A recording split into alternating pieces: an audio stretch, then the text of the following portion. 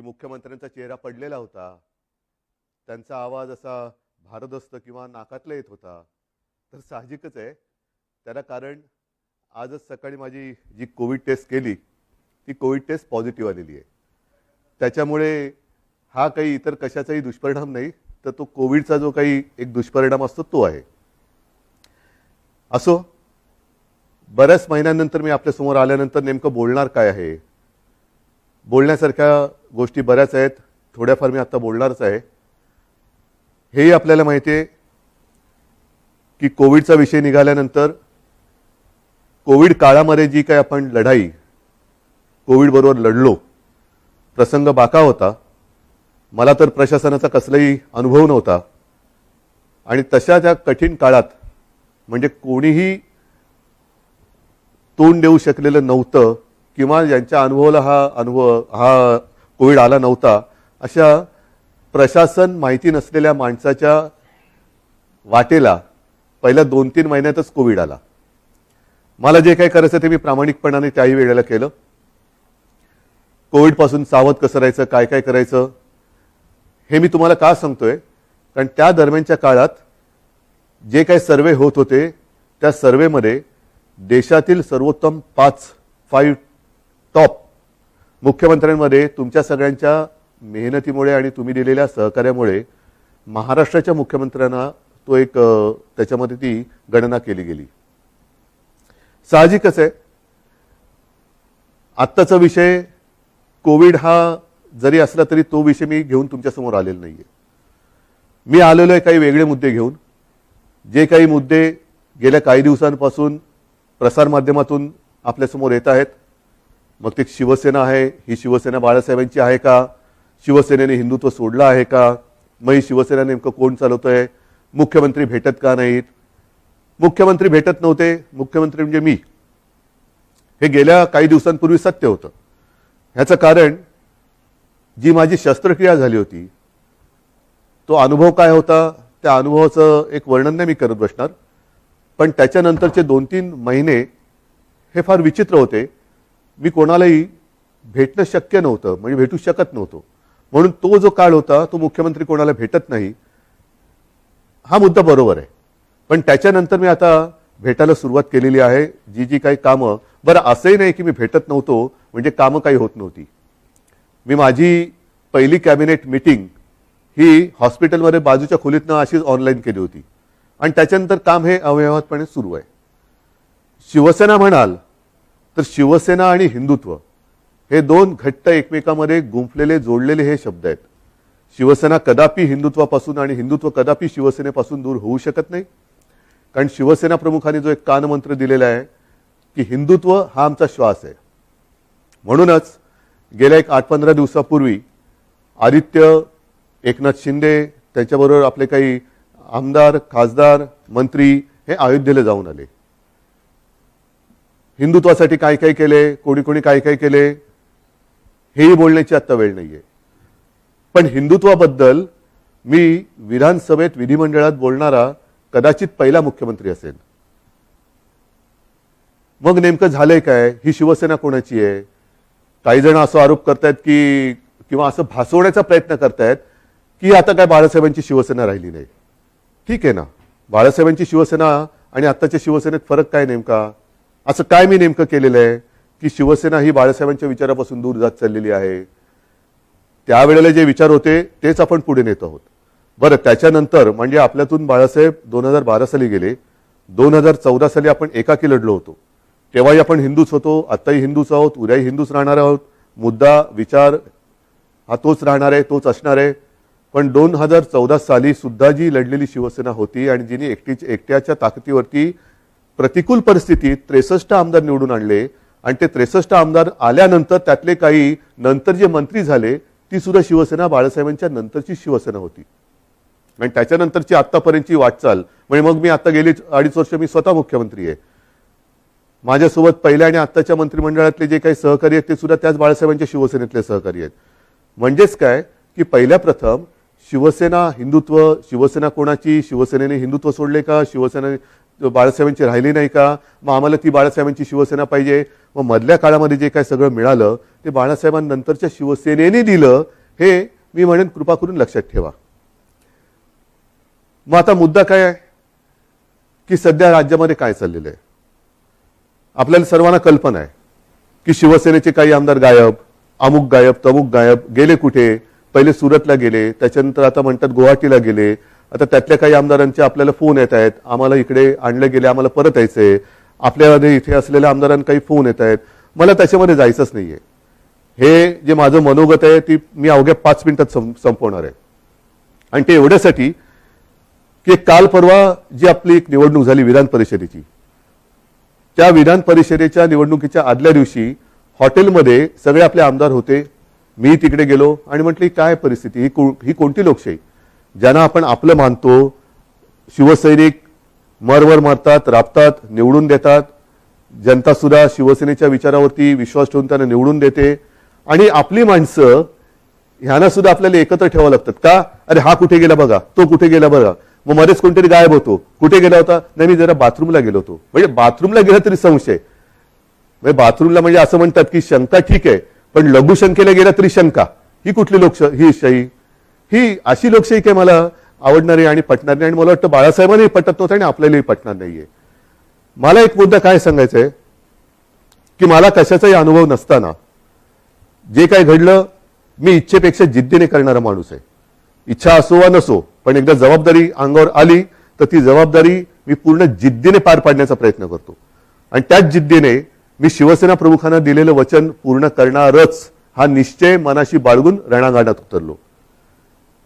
त्यावेळेला मी आपल्या समोर आलो होतो, आज सुद्धा समोर आलेलो आहे. कोणताही अनुभव नव्हता. आपल्याला तेव्हा नाईलाज झाला, वेगळा मार्ग पत्करावा लागला. काँग्रेस आणि राष्ट्रवादी हे गेले 25-30 वर्ष आपण त्यांच्या विरोधात, ते आपल्या विरोधामध्ये हे लढत आलेलो आहोत. मग त्याच्यानंतर हे जे काय घडलं हे सर्वांना माहिती आहे की काँग्रेस आणि राष्ट्रवादीने, विशेषतः पवार साहेबांनी, ती बैठक आमची तिन्ही पक्षाची झाली. त्या बैठकीमध्ये सगळं ठरलं. आणि ते ठरल्यानंतर मला त्यांनी सांगितलं की उद्धव जरा 1 मिनिट बोलायचंय. म्हटलं काय बोलायचं, आता ठरलंय सगळं, नाही 1 मिनिट.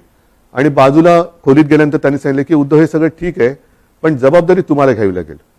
म्हटलं का, तर तसं नाही म्हणे, आमच्याकडे पण ज्येष्ठ लोक आहेत, काँग्रेसकडे पण ज्येष्ठ लोक आहेत, आणि शिवसेनेकडनं जर तुम्ही नसाल तर ते पुढे चालणं हे कठीण आहे. मी म्हटलं पवार साहेब काय मस्करी करता का. मी आतापर्यंत महापालिकेत सुद्धा महापौर जिंकल्यानंतर अभिनंदन करायला जातो. म्हणजे साधा महापालिकेत न गेलेला माणूस मुख्यमंत्री कसा होणार. ते बोलले नाही तुम्हाला हे करावं लागेल. ठीक आहे, जिद्द केली जिद्द. मग पवार साहेबांनी, सोनिया गांधींनी विश्वास टाकला माझ्यावरती.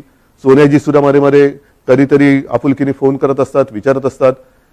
एक गोष्ट लक्षात घ्या की कोणताही अनुभव नसलेला माणूस इकडे बसवणं, त्याच्या मागे नुसता स्वार्थ हा विचार नाहीये.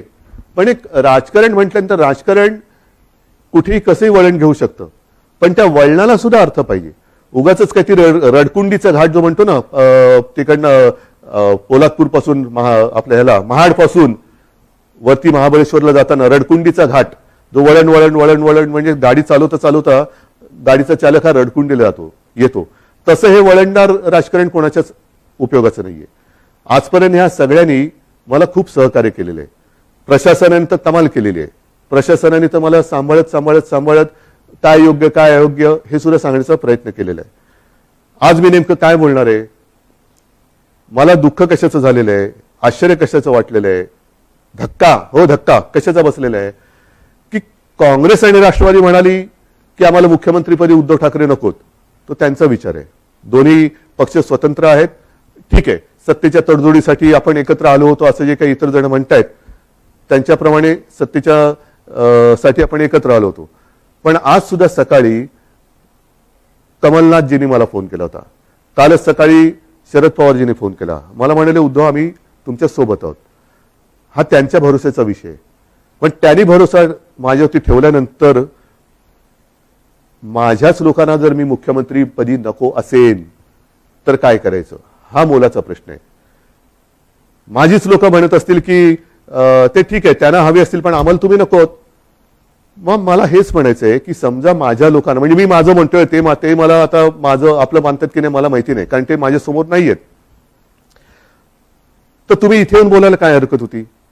सुरतला जाऊन बोलण्यापेक्षा, आणखीन कुठेतरी जाऊन बोलण्यापेक्षा सरळ समोर यायचं आणि सांगायचं की उद्धवजी तुम्ही कारभार करायला नालायक आहात, हे कोविडच्या काळातले टॉप 5 वगैरे सोडून द्या, आम्हाला तुम्ही मुख्यमंत्रीपदी नको. ठीक आहे, चला मी उठतो. आणि आज सुद्धा मी तुम्हाला सांगतो, जर त्याच्यापैकी एकाही आमदाराने समोर येऊन मला सांगितलं किंवा जर त्यांनी स्टेटमेंट दिलं की उद्धव ठाकरे मुख्यमंत्री पदावरती नकोत, तर मी आत्ता मुख्यमंत्री पदाचा राजीनामा द्यायला तयार आहे. आणि ह्याच्यावरती विश्वास नसेल तर आज आपली फेसबुक लाईव्ह झाल्यानंतर आज संध्याकाळपासून मी माझा मुक्काम वर्षावरनं मातोश्रीला हलवत आहे. मला कोणताही मोह नाही. मी ओढून ताणून खुर्चीला चिकटून बसणारा नाही. मी शिवसेना प्रमुखांचा पुत्र आहे. कोणताही मोह मला खेचू शकत नाही, अडवू शकत नाही, थांबवू शकत नाही. पण हे माझ्या समोर येऊन बोला. उगाच काहीतरी शिवसेनेशी आम्ही गद्दारी करणार नाही, पण ही शिवसेना आहे आमची शिवसेना, कशाला तुम्ही हे करताय? या सगळ्या करण्यावरनं नुकसान कोणाचं होतं आहे? एक जी गोष्ट आपण लहानपणापासून ऐकत आलेलो आहोत, कुऱ्हाडीचा दांडा गोताच टाळ, तीच परिस्थिती ही आहे. ती काही जणांना ही म्हण माहितीये, पण त्या म्हणीमागची गोष्ट नाही माहितीये. ती गोष्ट अशी आहे की एकदा एका जंगलामध्ये एक लाकूड तोड्या झाड तोडत होता, म्हणजे त्याच्या कुऱ्हाडीचे घावच घालत होता. सगळे पक्षी त्याच्यावरती राहणारे हे कासावीस झाले की आपला आसरा असलेले हे झाड आता तुटणार, कोलमडून पडणार. पण त्याहीपेक्षा हे घाव घालत असताना या झाडाला वेदना किती होत असतील, म्हणून ते पक्षी त्या झाडाशी बोलायला लागले. आपल्याला निसर्गाची भाषा येत नाही, पण निसर्ग एकमेकाच्या भाषेत बोलत असेल. तर पक्षी त्याच्याशी बोलायला लागले झाडाला की दादा तुला खूप दुखत असेल ना रे, खूप वेदना होत असतील ना रे, की तुझ्यावरती हे कुऱ्हाडीचे घाव पडतायत. झाडाने काय उत्तर द्यावं की मला वेदना होत आहेत, दुःख होतंय, पण ते घाव पडतायत म्हणून होत नाहीये. तर हा लाकूड तोड्या ज्या कुऱ्हाडीने घाव घालतोय त्या कुऱ्हाडीचं लाकूड हे माझ्या फांदीचं लाकूड आहे, त्याच्या मला वेदना जास्त होत आहेत, त्याच्या वेदना जास्त होत आहेत. हेच आज चाललेलं आहे, हेच आज चाललेलं आहे. कुऱ्हाडीचा दांडा हा आपला जे गोतास काळ म्हणजे आपली जी राजकारणातली जन्मदात्री आहे शिवसेना आहे, तिच्यावरती तिचंच लाकूड वापरून घाव कोणी घालू नका. या समोर बसा, मी देतो राजीनामा. चला मी तुमच्या हातामध्ये आज मी माझ्या राजीनाम्याचं पत्र तयार करून ठेवतो आहे. जे आमदार गायब आहेत किंवा त्याने गायब केलेलं आहे त्यांनी यावं आणि माझ्या राजीनाम्याचं पत्र घेऊन राजभवनमध्ये जावं. मी का नाही जात? कारण मला कोविड झालंय. त्यातून राज्यपाल महोदय म्हणाले की उद्धवजी को खुद को आने दो, चलो मैं भी आने के लिए तैयार हूं. मी यायला तयार आहे. म्हणून मी पुन्हा एकदा सांगतोय की ही कुठेही आगतिकपणा नाही, हा कुठेही अगदी लाचारीचा प्रसंग नाही किंवा मजबुरीता अजिबात नाहीये. कारण आजपर्यंत अशी अनेक आव्हानं बिनसत्तेची आपण पेललेत. हे काय मोठं आव्हान आहे? काय होईल जास्तीत जास्त? परत लढू. जोपर्यंत माझ्यासोबत शिवसेना प्रमुखांनी जोडून दिलेला सारा शिवसैनिक आहे तोपर्यंत मी कोणत्याही संकटाला भीत नाही. मी आव्हानाला सामोरं जाणारा माणूस आहे. त्याच्यामुळे कोणतेही आव्हान हे घाबरून त्याला पाठ दाखवणारा नाहीये. हे जसं मी मुख्यमंत्री पदासाठी बोलतोय तसंच मी आज माझ्या शिवसैनिकांना सुद्धा आवाहन करतोय. कारण का तरी शिवसेना बाळासाहेबांची शिवसेना राहिली नाही असं काही जे आरोप करतायत त्याला सुद्धा माझ्याकडे उत्तर आहे. ज्या शिवसैनिकांना असं वाटत असेल की मी शिवसेनेचं नेतृत्व करायला नालायक आहे, चला मला सांगा, मी हेही पद सोडायला तयार आहे. मी शिवसेना पक्षप्रमुख पद पण सोडायला तयार आहे. पण हे सांगणारा विरोधक नाही. नाहीतर असे फडतूस लोक खूप आहेत. त्यांच्या सांगण्यावर किंवा त्यांच्या त्या काय ते ट्रेंडिंग ट्रोलिंग ट्विटर फिटर ह्याच्यासाठी मी काय त्यांना मी बांधलेलं नाहीये. मी माझ्या शिवसैनिकाला बांधलेलं आहे. आणि शिवसैनिक सुद्धा या भानगडीत पडणारा नाहीये. कारण तो फेस टू फेस संकटाला सामोरं जाणारा शिवसैनिक आहे. म्हणून त्यांनी सांगावं मी दोन्ही पदं सोडायला तयार आहे.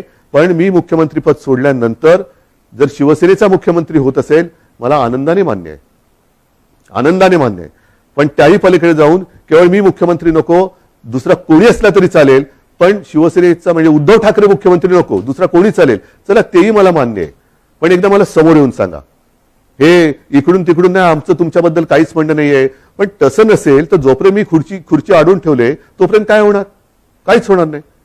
म्हणून एकदा ठरवूया, तुम्ही या किंवा तिकडनं फोन करा आणि सांगा की तुमचं आम्ही फेसबुक लाईव्ह पाहिलं, चॅनलच्या माध्यमातून पाहिलं, फेसबुकच्या माध्यमातून पाहिलं. आम्हाला तिकडे यायला संकोच वाटतो, पण तुम्ही म्हणालात त्याच्याप्रमाणे तुम्ही आम्हाला नकोत. हे स्पष्ट सांगा. मी या क्षणाला मुख्यमंत्रीपद सोडायला तयार आहे. या क्षणाला मी मुख्यमंत्रीपद सोडायला तयार आहे. आणि म्हणून बांधवांनो आणि भगिनीनो एकच सांगेन, शेवटी ही पदं येत असतात, पदं जात असतात. आयुष्याची कमाई काय? पदं नसतात.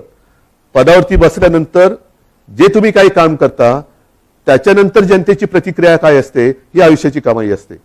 आणि या 2.5 वर्षामध्ये जे प्रेम तुम्ही मला दिलं, कुठे झाली हो आपली भेट? पण ह्याच माध्यमातून मी तुमच्याशी बोलत आलो.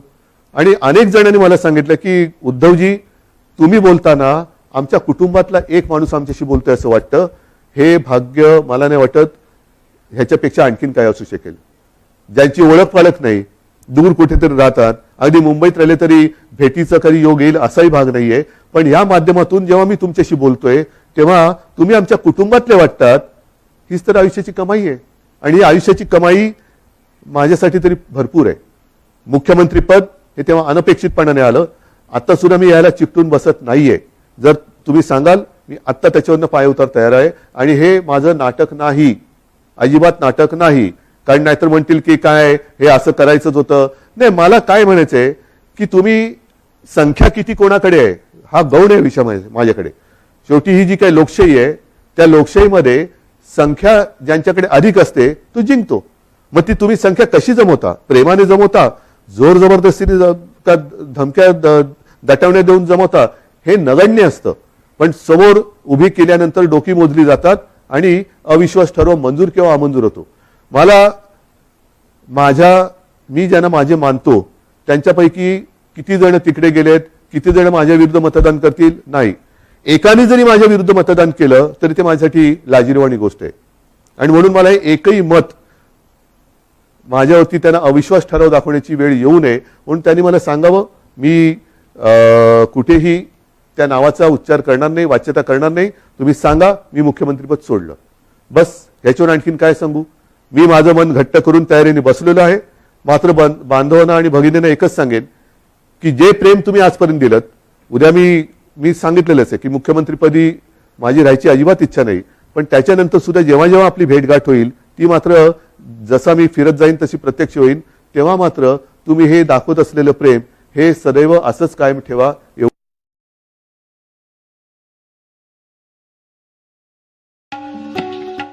असे नवनवीन व्हिडिओ पाहण्यासाठी कोकणशाहीचं यूट्यूब चॅनल सबस्क्राईब करा व बेल बटन प्रेस करा. तसेच फेसबुक पेज लाईक करा आणि इंस्टाग्राम पेज व ट्विटर पेजला फॉलो करायला विसरू नका.